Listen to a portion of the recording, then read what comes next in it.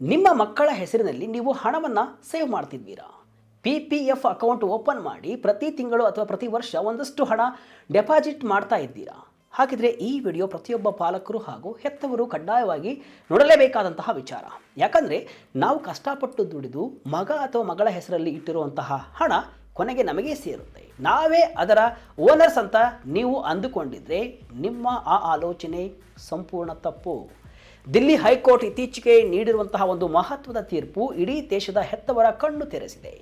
ತಂದೆಯೊಬ್ಬರು ತಮ್ಮ ಮಗಳ ಹೆಸರಿನಲ್ಲಿದ್ದಂತಹ ಬರೋಬ್ಬರಿ 8 ಲಕ್ಷಕ್ಕೂ ಹೆಚ್ಚು PPF ಹಣವನ್ನು ಅಕೌಂಟ್ ಮೆಚುರಿಟಿ ಆಗುವ ಮುಂಚೆಯೇ ತಾವೇ ವಿತ್ಡ್ರಾ ಮಾಡಿಕೊಂಡು ಖಾತೆ ಕ್ಲೋಸ್ ಮಾಡಿದ್ರು. ಆದರೆ ಮಗಳು ದೊಡ್ಡವಳಾದ ಮೇಲೆ ನ್ಯಾಯಾಲಯದ ಬಾಗಿಲು ತಟ್ಟಿದ್ದಾಳೆ. ಈಗ ದೆಹಲಿ ಹೈಕೋರ್ಟ್ ಆ ತಂದೆಗೆ ನೀವು ವಿತ್ಡ್ರಾ ಮಾಡಿದ ಇಡೀ ಹಣವನ್ನು 8% ಬಡ್ಡಿಯೊಂದಿಗೆ ಮಗಳಿಗೆ ವಾಪಸ್ ನೀಡಲೇಬೇಕು ಅಂತ ಕಟ್ಟುನಿಟ್ಟಿನ ಆದೇಶವನ್ನು ನೀಡಿದೆ. ಅಷ್ಟಕ್ಕೂ ಈ ಕೇಸ್ನಲ್ಲಿ ಆಗಿದ್ದೇನು? ಆ ತಂದೆ ಕೋರ್ಟ್ನಲ್ಲಿ ವಾದಿಸಿದ್ದೇನು? ನಾನೇ ಮಗಳ ಶಿಕ್ಷಣಕ್ಕೆ ಲಾಲನೆ ಪಾಲನೆಗೆ ಲಕ್ಷಾಂತರ ರೂಪಾಯಿ ಖರ್ಚು ಮಾಡಿದ್ದೇನೆ, ಹಾಗಾಗಿ ಈ ಹಣ ನನ್ನದೇ ಅಂತ ತಂದೆ ಹೇಳಿದ ವಾದವನ್ನು ಕೋರ್ಟ್ ಯಾಕೆ ರಿಜೆಕ್ಟ್ ಮಾಡಿತು? ಮಕ್ಕಳ ಹೆಸರಲ್ಲಿರುವಂತಹ ಹಣ ಹೆತ್ತವರಿಗೆ ಸೇರಲ್ವಾ? ಪಾಲಕರು ಮತ್ತು ಗಾರ್ಡಿಯನ್ಗಳ ಜವಾಬ್ದಾರಿ ಏನು? ಈ ಪ್ರಕರಣದ ಸಂಪೂರ್ಣ ವಿವರ ಹಾಗೂ ಪ್ರತಿಯೊಬ್ಬ ತಂದೆ ತಾಯಿ ತಿಳಿದುಕೊಳ್ಳಲೇಬೇಕಾದಂತಹ ಮಹತ್ವದ ನಿಯಮಗಳನ್ನು ಈ ವಿಡಿಯೋದಲ್ಲಿ ಡೀಟೇಲ್ ಆಗಿ ಹೇಳ್ತಾ ಹೋಗ್ತೀನಿ. ನೋಡೋಣ ಬನ್ನಿ. ನಾನು ಶಿವಮೂರ್ತಿ ಸರ್ಭಾ. ಮಗಳ ಹೆಸರಿನಲ್ಲಿಟ್ಟಿದ್ದ ದುಡ್ಡು ಡ್ರಾ ಮಾಡಿದ ತಂದೆಗೆ ಶಾಕ್. ಬಡ್ಡಿ ಸಮೇತ ವಾಪಸ್ ಕೊಡಲು ದಿಲ್ಲಿ ಹೈಕೋರ್ಟ್ ಆದೇಶ. ಮೊದಲು ಈ ಕೇಸ್ನ ಸಂಪೂರ್ಣ ಬ್ಯಾಕ್ಗ್ರೌಂಡ್ ಅನ್ನು ತಿಳಿದುಕೊಳ್ಳೋಣ. 1999ರಲ್ಲಿ ಸುಧೀರ್ ಕವಾತ್ರ ಎಂಬುವರು ತಮ್ಮ ಮಗಳು ಶ್ಯಾಮ್ಲಿ ಕವಾತ್ರ ಹೆಸರಿನಲ್ಲಿ ಒಂದು ಪಬ್ಲಿಕ್ ಪ್ರಾವಿಡೆಂಟ್ ಫಂಡ್ ಅಂದರೆ PPF ಅಕೌಂಟನ್ನು ತೆರೀತಾರೆ. ವರ್ಷಗಳು ಕಳೆದಂತೆ ತಂದೆ ಡೆಪಾಸಿಟ್ ಮಾಡುತ್ತಾ ಬಂದಂತಹ ಹಣ ಮತ್ತು ಅದಕ್ಕೆ ಬಂದಂತಹ ಬಡ್ಡಿ ಎಲ್ಲವೂ ಸೇರಿ ಆ PPF ಖಾತೆಯಲ್ಲಿದ್ದಂತಹ ಮೊತ್ತ ಬರೋಬ್ಬರಿ 8 ಲಕ್ಷ ರೂಪಾಯಿಗಿಂತಲೂ ಜಾಸ್ತಿ ಆಗುತ್ತೆ. ಆದರೆ 2016ರಲ್ಲಿ ಸುಧೀರ್ ಕವಾತ್ರ ಅವರು ಮಗಳ ಖಾತೆಯಲ್ಲಿದ್ದ ಸಂಪೂರ್ಣ ಹಣವನ್ನು ತಾವೇ ವಿತ್ಡ್ರಾ ಮಾಡಿಕೊಂಡು ಆ PPF ಅಕೌಂಟನ್ನು ಕ್ಲೋಸ್ ಮಾಡಿಬಿಡ್ತಾರೆ. 2017ರಲ್ಲಿ ಮಗಳು ಶ್ಯಾಮ್ಲಿ ದೊಡ್ಡವಳಾದ ಮೇಲೆ ತನಗಿದ್ದ PPF ಅಕೌಂಟ್ ವಿಚಾರವಾಗಿ ಬ್ಯಾಂಕಿಗೆ ಹೋದಾಗ ಆ ಖಾತೆಯೇ ಅಸ್ತಿತ್ವದಲ್ಲಿ ಇರಲಿಲ್ಲ. ಅದನ್ನು ಅವರ ತಂದೆ ಮುಚ್ಚಿದ್ದಾರೆ ಎಂಬ ಶಾಕಿಂಗ್ ಸತ್ಯ ಗೊತ್ತಾಗುತ್ತೆ. ಇದರಿಂದ ಶಾಕಿಗೆ ಒಳಗಾದ ಶ್ಯಾಮ್ಲಿ ತಕ್ಷಣವೇ ಸಿವಿಲ್ ಸೂಟ್ ಅಂದರೆ ಸಿವಿಲ್ ದಾವೆಯನ್ನು ಹೂಡ್ತಾರೆ. ಕೋರ್ಟ್ನಲ್ಲಿ ಮಗಳ ವಾದ ಬಹಳ ಸಿಂಪಲ್ ಆಗಿ ಕ್ಲಿಯರ್ ಆಗಿತ್ತು. ಈ PPF ಅಕೌಂಟು ತೆರೆದಿರೋದು ನನ್ನ ಹೆಸರಿನಲ್ಲಿ, ಅದರಲ್ಲಿರೋ ಹಣ ಕಾನೂನಾತ್ಮಕವಾಗಿ ನನಗೆ ಸೇರಿದ್ದು. ನನ್ನ ತಂದೆ ತಮ್ಮ ಸ್ವಂತ ಹಣಕಾಸಿನ ಜವಾಬ್ದಾರಿಗಳು ಅಥವಾ ಸಾಲ ತೀರಿಸಲು ನನ್ನ ಹೆಸರಿನಲ್ಲಿದ್ದಂತಹ ಹಣವನ್ನು ಬಳಸಿಕೊಳ್ಳಲು ಬರುವುದಿಲ್ಲ ಅಂತ ವಾದಿಸಿದ್ಲು. ಈ ಕೇಸ್ನ ವಿಚಾರಣೆ ನಡೆಸಿದ ಜಿಲ್ಲಾ ನ್ಯಾಯಾಲಯವು ಮಗಳ ವಾದವನ್ನು ಸಂಪೂರ್ಣವಾಗಿ ಒಪ್ಪಿಕೊಂಡು ತಂದೆ ಸುಧೀರ್ ಕವಾತ್ರ ವಿತ್ಡ್ರಾ ಮಾಡಿದ ಹಣವನ್ನು 8% ಬಡ್ಡಿಯೊಂದಿಗೆ ಮಗಳಿಗೆ ವಾಪಸ್ ನೀಡಬೇಕು ಅಂತ ಆದೇಶವನ್ನು ಮಾಡಿತು. ಇದು ಕೇವಲ PPFಗೆ ಮಾತ್ರವಲ್ಲ, ನಿಮ್ಮ ಮಗಳ ಹೆಸರಲ್ಲಿರುವಂತಹ ಸುಕನ್ಯಾ ಸಮೃದ್ಧಿ ಯೋಜನೆ, ಮ್ಯೂಚುವಲ್ ಫಂಡ್ ಅಥವಾ ಬ್ಯಾಂಕ್ FDಗಳಿಗೂ ಕೂಡ ಇದೇ ನಿಯಮ ಅನ್ವಯಿಸುತ್ತೆ. ಹೈಕೋರ್ಟ್ನಲ್ಲಿ ತಂದೆ ವಾದಿಸಿದ್ದೇನು? ಕೋರ್ಟ್ ನೀಡಿದ ತೀಕ್ಷ್ಣ ಉತ್ತರವೇನು? ಇನ್ನು ಜಿಲ್ಲಾ ನ್ಯಾಯಾಲಯದ ಈ ಆದೇಶವನ್ನು ತಂದೆ ಸುಧೀರ್ ಕವಾತ್ರ ಸುಮ್ಮನೆ ಒಪ್ಪಿಕೊಳ್ಳಿಲ್ಲ. ಅವರು ಜಿಲ್ಲಾ ನ್ಯಾಯಾಲಯದ ತೀರ್ಪನ್ನು ಪ್ರಶ್ನಿಸಿ ದೆಹಲಿ ಹೈಕೋರ್ಟ್ಗೆ ರೆಗ್ಯುಲರ್ ಫಸ್ಟ್ ಅಪೀಲನ್ನು ಸಲ್ಲಿಸ್ತಾರೆ. ದಿಲ್ಲಿ ಹೈಕೋರ್ಟ್ನ ನ್ಯಾಯಮೂರ್ತಿ ನೀನಾ ಬನ್ಸಲ್ ಕೃಷ್ಣ ಅವರ ಪೀಠ ಈ ಮೇಲ್ಮನವಿಯ ವಿಚಾರಣೆಯನ್ನು ನಡೆಸಿತು. ಹೈಕೋರ್ಟ್ನಲ್ಲಿ ತಂದೆ ಸುಧೀರ್ ತಮ್ಮ ಪರವಾಗಿ ಪ್ರಮುಖವಾಗಿ 3 ವಾದಗಳನ್ನು ಮುಂದಿಟ್ಟರು. ನಾನು ಈಗಾಗಲೇ ನನ್ನ ಮಗಳ ಶಿಕ್ಷಣ ಮತ್ತು ಆಕೆಯ ಲಾಲನೆ ಪಾಲನೆ ಹಾಗೂ ಕಲ್ಯಾಣಕ್ಕಾಗಿ ಸುಮಾರು 6 ಲಕ್ಷ ರೂಪಾಯಿಗಳನ್ನು ಖರ್ಚು ಮಾಡಿದ್ದೇನೆ. ನನ್ನಿಂದ ದೂರವಾಗಿರುವ ಪತ್ನಿಗೆ ಜೀವನಾಂಶ ಅಥವಾ ಮೇಂಟೆನೆನ್ಸ್ ಫೀಸ್ ನೀಡುವ ಕಾನೂನುಬದ್ಧ ಜವಾಬ್ದಾರಿ ನನಗಿತ್ತು. ಹಾಗಾಗಿ ನಾನು ಮಗಳಿಗಾಗಿ ಮಾಡಿದ ಖರ್ಚು ಮತ್ತು ಹೆಂಡತಿಗೆ ನೀಡಬೇಕಾದ ಮೇಂಟೆನೆನ್ಸ್ ಮೊತ್ತವನ್ನು ಈ PPF ಹಣದಲ್ಲಿ ಅಡ್ಜಸ್ಟ್ ಮಾಡಿಕೊಳ್ಬೇಕು ಅಂತ ತಂದೆ ಪ್ರತಿಪಾದಿಸ್ತಾರೆ. ಇದಲ್ಲದೆ ತಮಗೆ ಪತ್ನಿಗೆ ಹೆಚ್ಚುವರಿ ಜೀವನಾಂಶ ನೀಡುವಂತೆ ಉತ್ತರಾಖಂಡ ಹೈಕೋರ್ಟ್ ನೀಡಿದ ಆದೇಶವನ್ನು ಕೂಡ ಸುಧೀರ್ ಇಲ್ಲಿ ಉಲ್ಲೇಖಿಸ್ತಾರೆ.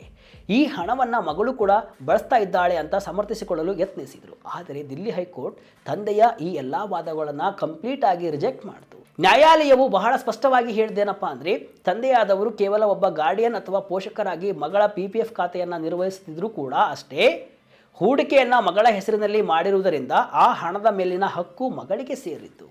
ಅದನ್ನು ತಂದೆ ತಮ್ಮ ಸ್ವಂತ ಆಸ್ತಿ ಅಥವಾ ಹಣ ಅಂತ ಭಾವಿಸಲು ಸಾಧ್ಯವೇ ಇಲ್ಲ. ಇನ್ನು ಹೆಂಡತಿಗೆ ಜೀವನಾಂಶ ನೀಡುವುದು ತಂದೆಯ ಸ್ವತಂತ್ರ ಕಾನೂನುಬದ್ಧ ಕರ್ತವ್ಯ. ಮಗಳಿಗೆ ನ್ಯಾಯಯುತವಾಗಿ ಸಿಗಬೇಕಾದ ಹಣವನ್ನು ಕಿತ್ತುಕೊಂಡು ಹೆಂಡತಿಯ ಮೇಂಟೆನೆನ್ಸ್ ಜವಾಬ್ದಾರಿಯನ್ನು ತೀರಿಸಲು ಬರುವುದಿಲ್ಲ ಅಂತ ಕೋರ್ಟ್ ಖಡಕ್ ಆಗಿ ಹೇಳಿತು. ಆಗಸ್ಟ್ 3ರಂದು ಬಂದಂತಹ ಈ ತೀರ್ಪು ಈಗ ದೇಶಾದ್ಯಂತ ದೊಡ್ಡ ಚರ್ಚೆಗೆ ಕಾರಣವಾಗಿದೆ. ತಂದೆ ಮಾಡಿರೋ ಖರ್ಚು ಬೇರೆ, ಮಗಳ ದುಡ್ಡು ಬೇರೆ. ಈ ಪ್ರಕರಣಕ್ಕೆ ಸಂಬಂಧಿಸಿದಂತೆ ಕಾನೂನು ತಜ್ಞರು ಏನು ಹೇಳ್ತಾರೆ ಎಂಬುದನ್ನು ಗಮನಿಸುವುದು ಅತ್ಯಂತ ಮುಖ್ಯ. ಒಬ್ಬ ನೈಸರ್ಗಿಕ ಪೋಷಕ ಅಥವಾ ನ್ಯಾಚುರಲ್ ಗಾರ್ಡಿಯನ್ ಜವಾಬ್ದಾರಿ ಕೇವಲ ಮಗುವಿನ ಆರೈಕೆಗೆ ಮಾತ್ರ ಸೀಮಿತವಾಗಿರುವುದಿಲ್ಲ. ಮಗುವಿನ ಆಸ್ತಿ ಮತ್ತು ಹಣಕಾಸಿನ ಹಿತಾಸಕ್ತಿಗಳನ್ನು ರಕ್ಷಿಸುವುದು ಕೂಡ ಪೋಷಕರ ಕರ್ತವ್ಯ. ಒಬ್ಬ ಗಾರ್ಡಿಯನ್ ಮೈನರ್ ಮಗುವಿನ ಹೆಸರಿನಲ್ಲಿ ಅಕೌಂಟ್ ತೆರೆದು ಹೂಡಿಕೆ ಮಾಡಿದಾಗ ಆ ಹೂಡಿಕೆಯು ಮಗುವಿನ ಭವಿಷ್ಯದ ಪ್ರಯೋಜನಕ್ಕಾಗಿಯೇ ಹೊರತು ಗಾರ್ಡಿಯನ್ನಿನ ಸ್ವಂತ ಬಳಕೆಗೆ ಅಲ್ಲ ಅಂತ ಹಲವು ಕಾನೂನು ತಜ್ಞರು ಹೇಳ್ತಾರೆ. ಅದೇ ರೀತಿ ಮಧ್ಯಪ್ರದೇಶ ಹೈಕೋರ್ಟ್ನ ವಕೀಲ ಸಚಿನ್ ನಾಯಕ್ ಅವರು ಕೂಡ ಹೇಳುವ ಪ್ರಕಾರ PPF ಹೂಡಿಕೆ ಮಾಡಿರುವುದು ಮಗಳ ಹೆಸರಿನಲ್ಲಿ ಮತ್ತು ಆಕೆಯ ಅನುಕೂಲಕ್ಕಾಗಿ. ಇಲ್ಲಿ ಹೈಕೋರ್ಟ್ ಎರಡು ಪ್ರಮುಖ ವಿಷಯಗಳ ನಡುವೆ ಕ್ಲಿಯರ್ ಲೈನ್ ಅನ್ನು ಎಳೆದಿದೆ. ಒಂದನೆಯದು ಒಬ್ಬ ತಂದೆಯಾಗಿ ಮತ್ತು ಗಾರ್ಡಿಯನ್ ಆಗಿ ಅವರ ಪಾತ್ರ, ಎರಡನೆಯದು ತಮ್ಮ ಮಗಳನ್ನ ಸಾಕುವ ಮತ್ತು ಆಕೆಗೆ ಬೆಂಬಲವಾಗಿ ನಿಲ್ಲುವ ಅವರ ಸ್ವತಂತ್ರ ಕಾನೂನುಬದ್ಧ ಕರ್ತವ್ಯ. ಇನ್ನೊಂದೆಡೆ ಈಗ ಕಾಲೇಜು ವಿದ್ಯಾರ್ಥಿನಿಯಾಗಿರುವ ಮಗಳು ಶಾಮ್ಲಿ ಕೂಡ ಕೋರ್ಟ್ನಲ್ಲಿ ತಮಗೆ ಎದುರಾದ ಕಷ್ಟವನ್ನು ಹೇಳಿಕೊಂಡಿದ್ದಾರೆ. ನನ್ನ ತಂದೆ ನನ್ನ ಶಿಕ್ಷಣಕ್ಕಾಗಿ ಈ PPF ಹಣ ಬಳಸಿದ್ದೇನೆ ಅಂತ ಹೇಳ್ತಿದ್ದಾರೆ. ಆದರೆ ವಾಸ್ತವದಲ್ಲಿ ಆ ಹಣ ನನ್ನ ಶಿಕ್ಷಣಕ್ಕೆ ಬಳಕೆಯಾಗಲೇ ಇಲ್ಲ. ನಾನು ಹಣಕಾಸಿನ ಮುಗ್ಗಟ್ಟು ಎದುರಿಸ್ತಾ ಇದ್ದೇನೆ. ಇದು ಕೇವಲ ನನ್ನ ಹಣ ಎನ್ನುವ ವಿಚಾರವಲ್ಲ, ನನ್ನ ತಂದೆ ಹೇಳಿದ ಸಮರ್ಥನೆ ನಿಜವಾಗಿ ನಡೆದೇ ಇಲ್ಲ ಅಂತ ತಿಳಿಸಿದ್ದಾರೆ. ಎಲ್ಲಕ್ಕಿಂತ ಪ್ರಮುಖವಾಗಿ ನಾನು ನನ್ನ ಮಗುವಿನ ಮೇಲೆ ಹಣ ಖರ್ಚು ಮಾಡಿದ್ದೇನೆ ಎನ್ನುವ ಕಾರಣಕ್ಕೆ ಮಗುವಿನ ಉಳಿತಾಯದ ಹಣವನ್ನು ನಾನು ವಾಪಸ್ ತೆಗೆದುಕೊಳ್ಳಬಹುದು ಅಂತ ಯಾವುದೇ ಪೋಷಕರು ಭಾವಿಸುವಂತಿಲ್ಲ. ಮಗುವಿನ ಹೆಸರಿನಲ್ಲಿರುವಂತಹ ಕಾರ್ಪಸ್ ಅಂದರೆ ಆ ನಿಧಿಯು ಕೇವಲ ಮಗುವಿನ ಭವಿಷ್ಯವನ್ನು ಸುರಕ್ಷಿತಗೊಳಿಸಲು ಮಾತ್ರ ಇರುವುದು. ತಂದೆಯ ಸ್ವಂತ ಸಾಲ, ಹೆಂಡತಿಯ ಮೇಂಟೆನೆನ್ಸ್ ಅಥವಾ ಮಗುವಿನ ದಿನನಿತ್ಯದ ನಿರ್ವಹಣೆಯ ನೆಪ ಒಡ್ಡಿ ಆ ನಿಧಿಗೆ ಕೈ ಹಾಕಲು ಯಾರಿಗೂ ಹಕ್ಕಿಲ್ಲ ಎಂಬುದು ಕಾನೂನು ತಜ್ಞರ ಒಟ್ಟಾರೆ ಅಭಿಪ್ರಾಯವಾಗಿದೆ. ಮಕ್ಕಳ ಹಣದ ನಿಜವಾದ ಮಾಲೀಕರು ಯಾರು? 18 ವರ್ಷದ ನಂತರ ಬದಲಾಗುವ ನಿಯಮಗಳು ಏನು? ಹಾಗಾದರೆ ಮಕ್ಕಳ ಹೆಸರಿನಲ್ಲಿರುವಂತಹ ಹಣ ಕಾನೂನಾತ್ಮಕವಾಗಿ ಅವರಿಗೆ ಯಾವಾಗ ಸೇರುತ್ತೆ? ಈ ಪ್ರಶ್ನೆಗೆ ಉತ್ತರ ಇಲ್ಲಿದೆ. ಮಗುವಿಗೆ 18 ವರ್ಷ ತುಂಬುವ ಮೊದಲೇ ಅಂದರೆ ಮೈನರ್ ಆಗಿರುವಾಗಲೇ ಆ ಹಣದ ಮಾಲೀಕತ್ವ ಮಗುವಿಗೆ ಇರುತ್ತೆ. ಉದಾಹರಣೆಗೆ ಹಬ್ಬಗಳಲ್ಲಿ ಸಿಗುವ ಉಡುಗೊರೆಗಳು, ಮದುವೆ ಹಾಗೂ ಶುಭ ಸಮಾರಂಭಗಳಲ್ಲಿ ಸಿಗುವ ಕ್ಯಾಶ್ ಗಿಫ್ಟ್ಸ್, ನೆಂಟರು ಅಥವಾ ಅಜ್ಜ ಅಜ್ಜಿ ನೀಡುವ ಹಣ, ಸ್ಕಾಲರ್ಶಿಪ್ಗಳು ಅಥವಾ ಮಗುವಿನ ಹೆಸರಿನಲ್ಲಿ ಮಾಡುವ ಹೂಡಿಕೆಗಳು ಬಂದಾಗ ಕಾನೂನಿನ ಪ್ರಕಾರ ಮಗುವೇ ಅದರ ಬೆನಿಫಿಷಿಯಲ್ ಓನರ್ ಆಗಿರುತ್ತೆ. ಇಲ್ಲಿ ವಯಸ್ಸಾದಂತೆ ಬದಲಾಗುವುದು ಕೇವಲ ನಿಯಂತ್ರಣ ಅಷ್ಟೇ ಹೊರತು ಮಾಲೀಕತ್ವ ಅಲ್ಲ. ಮಗುವಿಗೆ 18 ವರ್ಷ ಆಗುವವರೆಗೂ ಹೆತ್ತವರು ಅಥವಾ ಗಾರ್ಡಿಯನ್ ಆ ಅಕೌಂಟ್ ಅನ್ನ ಮಗುವಿನ ಪರವಾಗಿ ನಿರ್ವಹಿಸುತ್ತಾರೆ. 18 ವರ್ಷ ತುಂಬಿದ ನಂತರ ಮಗುವಿಗೆ ತನ್ನ ಖಾತೆಯನ್ನು ಸ್ವತಃ ತಾನೇ ನಿರ್ವಹಿಸುವ ಸಂಪೂರ್ಣ ಕಾನೂನುಬದ್ಧ ಹಕ್ಕು ಸಿಗುತ್ತೆ. ದೆಹಲಿ ಹೈಕೋರ್ಟ್ ಕೂಡ ಇದೇ ವ್ಯತ್ಯಾಸವನ್ನು ಎತ್ತಿ ತೋರಿಸಿದೆ. ಪ್ರತಿಯೊಬ್ಬ ಪಾಲಕರು ನೆನಪಿನಲ್ಲಿಡಬೇಕಾದ ಗೋಲ್ಡನ್ ರೂಲ್ ಏನಪ್ಪಾ ಅಂದರೆ, ಪೋಷಕರು ಕೇವಲ ಮಗುವಿನ ಹಣದ ರಕ್ಷಕರು ಅಷ್ಟೇ ಹೊರತು ಅದರ ಮಾಲೀಕರಲ್ಲ. ಅದಕ್ಕೆ ದೆಹಲಿ ಹೈಕೋರ್ಟ್ ತಂದೆ ವಿತ್ಡ್ರಾ ಮಾಡಿದಂತಹ 8.5 ಲಕ್ಷ ರೂಪಾಯಿಯನ್ನ ಬಡ್ಡಿ ಸಮೇತ ಮಗಳಿಗೆ ಹಿಂತಿರುಗಿಸುವಂತೆ ಆದೇಶವನ್ನು ಹೊರಡಿಸಿದೆ. ಹೆತ್ತವರು ಮಕ್ಕಳ ಹೆಸರಿನ ಹಣವನ್ನ ಎಮರ್ಜೆನ್ಸಿಯಲ್ಲಿ ಬಳಸಬಹುದೇ? ಈ ತೀರ್ಪನ್ನ ಕೇಳಿದಂತಹ ಮೇಲೆ ಅನೇಕ ಪೋಷಕರಿಗೆ ಒಂದು ಡೌಟ್ ಬರಬಹುದು. ಹಾಗಾದರೆ ಹೆತ್ತವರು ಮಕ್ಕಳ ಹೆಸರಿನಲ್ಲಿರುವಂತಹ PPF ಹಣವನ್ನ ಎಂದಿಗೂ ವಿತ್ಡ್ರಾ ಮಾಡಲೇಬಾರದಾ? ತುರ್ತು ಪರಿಸ್ಥಿತಿ ಬಂದರೆ ಏನು ಮಾಡೋದು ಎಂಬ ಪ್ರಶ್ನೆ ನಿಮಗೆ ಬಂದಿರುತ್ತೆ. ದಿಲ್ಲಿ ಹೈಕೋರ್ಟ್ ಪೋಷಕರು ಮೈನರ್ ಮಗುವಿನ PPF ಖಾತೆಯಿಂದ ಹಣ ಹಿಂಪಡೆಯುವುದನ್ನೇ ಅಕ್ರಮ ಅಥವಾ ಕಾನೂನು ಬಾಹಿರ ಅಂತ ಎಲ್ಲೂ ಕೂಡ ಹೇಳಿಲ್ಲ. PPF ಕಾಯ್ದೆಯಡಿ ಮಗುವಿನ ಖಾತೆಯಿಂದ ಹಣ ಡ್ರಾ ಮಾಡುವುದು ಅಥವಾ ಖಾತೆ ಮುಚ್ಚುವುದು ಅಪರಾಧವಲ್ಲ. ಆದರೆ ಇಲ್ಲಿಯ ರಿಯಲ್ ಡಿಸ್ಪ್ಯೂಟ್ ಏನಪ್ಪಾ ಅಂದರೆ, ಹಣ ವಿತ್ಡ್ರಾ ಮಾಡಿದ ನಂತರ ಆ ಹಣದ ಮೇಲಿನ ಹಕ್ಕು ಯಾರಿಗೆ ಸೇರಿದು ಎಂಬುದಷ್ಟೇ.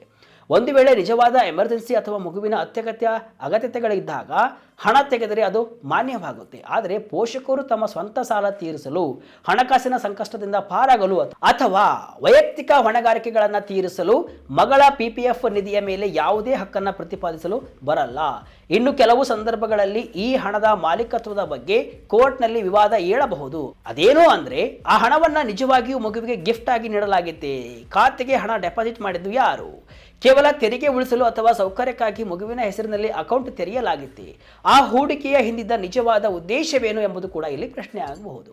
ಖಾತೆಗೆ ಹಣ ಹಾಕಿದ್ದು ಹೆತ್ತವರೇ ಆದರೂ ಕೂಡ ಒಮ್ಮೆ ಮಗುವಿನ ಹೆಸರಿನಲ್ಲಿ ಹೂಡಿಕೆ ಮಾಡಿದ ಮೇಲೆ ಅದು ಎಂದೆಂದಿಗೂ ಹೆತ್ತವರಿಗೆ ಸೇರಿರುತ್ತೆ ಎಂದು ಕೂಡ ಹೇಳಲು ಬರುವುದಿಲ್ಲ. ಪ್ರಕರಣದ ಸನ್ನಿವೇಶಗಳನ್ನು ನೋಡಿ ಕೋರ್ಟ್ ತೀರ್ಮಾನಿಸುತ್ತೆ. ಭವಿಷ್ಯದ ಕಾನೂನು ಸಂಕಷ್ಟಗಳಿಂದ ತಪ್ಪಿಸಿಕೊಳ್ಳುವುದು ಹೇಗೆ?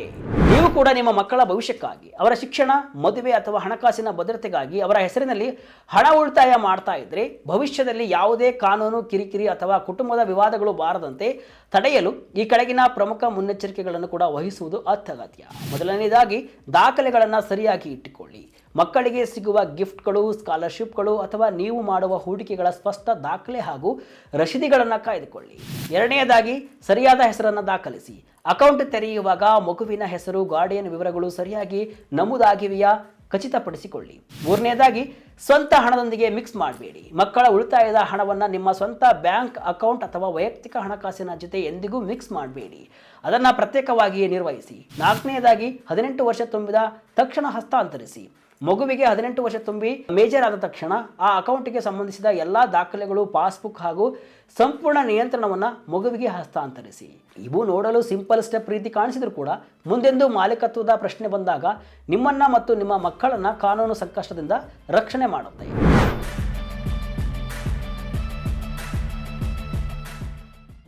ಒಟ್ಟಿನಲ್ಲಿ ಸುಧೀರ್ ಕವಾತ್ರಾ ಪ್ರಕರಣದಲ್ಲಿ ದಿಲ್ಲಿ ಹೈಕೋರ್ಟ್ ನೀಡಿರುವ ತೀರ್ಪು ಪ್ರತಿಯೊಬ್ಬ ಪೋಷಕರಿಗೂ ಒಂದು ದೊಡ್ಡ ಪಾಠ.